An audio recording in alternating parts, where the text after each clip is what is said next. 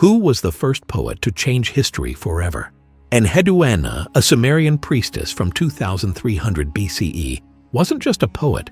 She was a trailblazer whose hymns united cultures and echoed through millennia. Picture a world of towering ziggurats, dusty clay tablets, and a sprawling empire uniting rival cultures. In the ancient city of Ur in modern-day Iraq, Enheduanna emerged as a trailblazer. She wasn't just a high priestess or the daughter of a king. She was the world's first known author to sign her name to her work. Her poetry didn't just entertain. It forged unity, reshaped religion, and laid the foundation for literature as we know it. So, who was Enheduanna, and why does her story captivate us 4,000 years later? Born around 2300 BCE, Enheduanna was the daughter of Sargon of Akkad, the warrior king who built the world's first multi-ethnic empire by uniting the Sumerians of southern Mesopotamia with the Akkadians of the north. Sargon faced a challenge. How do you hold together two peoples with different languages, gods, and traditions? His answer was Enheduanna. He appointed her high priestess of Inanna, the moon god, in Ur, one of Mesopotamia's holiest cities. Her role wasn't just spiritual, it was a political masterstroke. As high priestess, Enheduanna embodied Ningal, Nanna's divine wife, and her influence helped legitimize Akkadian rule over the Sumerians. Enheduanna's true legacy lies in her words. She composed poetry that was revolutionary for its time. Her most famous work, The Exaltation of Inanna, is a 154-line hymn that tells a deeply personal story. She wasn't writing abstract praises. She poured her heart onto clay tablets. She described being exiled from Ur during a rebellion led by a usurper named Lugal-Ane. Cast out to the city of Girsu, she faced betrayal and loss. In her poem, she pleads with Inanna, the goddess of love and war, to restore her to power. "My city was turned against me," she writes, her words raw with grief and defiance. Inanna answers her call, and Enheduanna is restored, proving her divine favor and cementing her authority.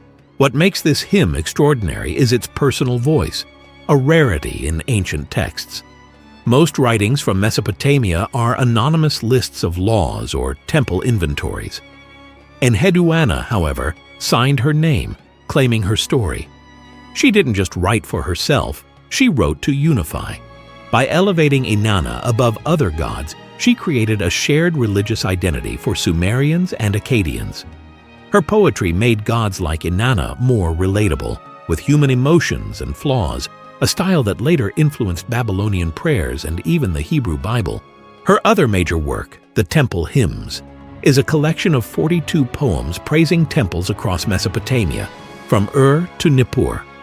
These weren't just religious tributes, they were a cultural roadmap, tying the empire's cities together through shared devotion. Each hymn describes a temple's unique gods and rituals, creating a sense of unity under Sargon's rule. Imagine the impact, a single woman's words knitting together a fractured empire. Let's explore some lesser-known facts that make Enheduanna even more fascinating. Unlike later epics that glorify war, her poetry paints it as brutal and chaotic.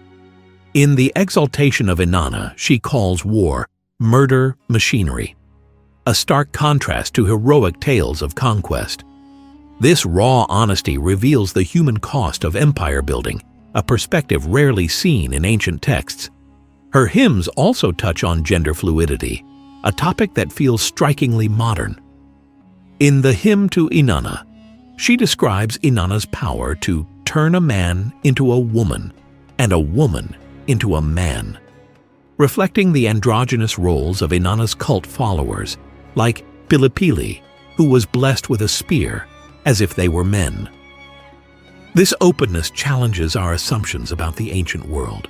Enheduanna's scientific curiosity is another hidden gem. Her hymns reference stellar measurements, suggesting she observed the night sky as part of her priestly duties. In 2015, astronomers honored her by naming a crater on Mercury after her, recognizing her as a pioneer in both literature and early science. Her words weren't just poetic, They were precise, blending spirituality with observation. Her story isn't without mystery. Some scholars debate whether she truly wrote her poems, as surviving copies date to the Old Babylonian period, around 1800 BCE, centuries after her death. A scribe's cylinder seal on some tablets raises questions, but Enheduanna's explicit self-identification in works like The Great-Hearted Mistress, where she declares, "I, Enheduanna, have composed this," supports her authorship. This debate adds intrigue for history buffs and mystery seekers alike. Enheduanna's rediscovery is a saga of its own. In 1927, archaeologist Leonard Woolley unearthed the disk of Enheduanna at Ur, a calcite disk showing her in a religious offering, flanked by her estate manager, hairdresser, and scribe. Yet early archaeologists overlooked her significance, focusing on male rulers like Sargon. It wasn't until the 1950s and 1960s that her works were fully transcribed, and feminist scholars in the 1970s like Marta Weigel championed her as a symbol of female empowerment. Today, Enheduanna is celebrated as a feminist icon, her story resonating with those seeking forgotten women in history. Her influence stretches beyond Mesopotamia.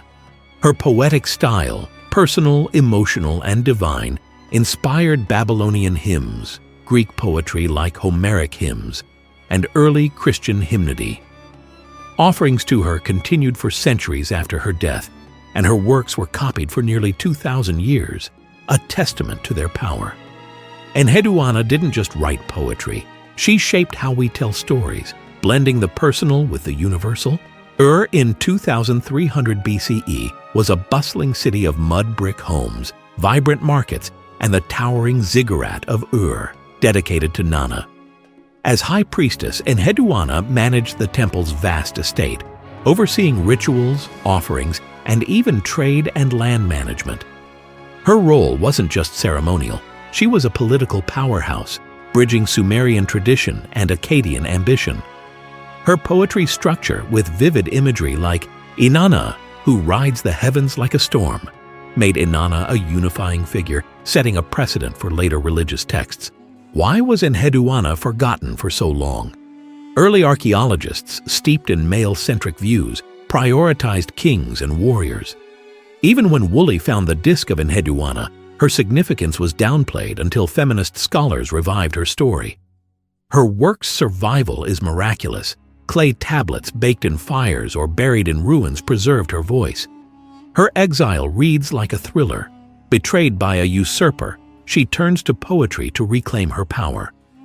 The archaeological angle, with artifacts like the disk of Enheduanna, grounds the story in tangible history. Here's an interactive twist. Pause and ask yourself, if you were Enheduanna facing exile and rebellion, what would you write to reclaim your place? Share your answer in the comments. If you're amazed by her story, hit that like button to help us share more forgotten women in history. Enheduanna's influence didn't stop with her death. Her works were taught in scribal schools, copied by generations, and adapted into new languages. Her emphasis on personal devotion shaped how later cultures approached spirituality. When you read psalms or Greek hymns, you're hearing echoes of her voice. Her ability to blend the personal with the divine set a template for poetry, from Rumi to modern spoken word artists. Enheduanna's resilience shines through. Exiled, betrayed, yet undaunted, she turned pain into poetry that outlasted her enemies. Her story reminds us that a single voice can shape the future. What's your favorite part of her journey? Was it her defiance, her poetry, or her rediscovery? Drop a comment below and let's spark a discussion. Don't forget to subscribe for more stories of forgotten heroes, and share this video to keep Enheduanna's legacy alive.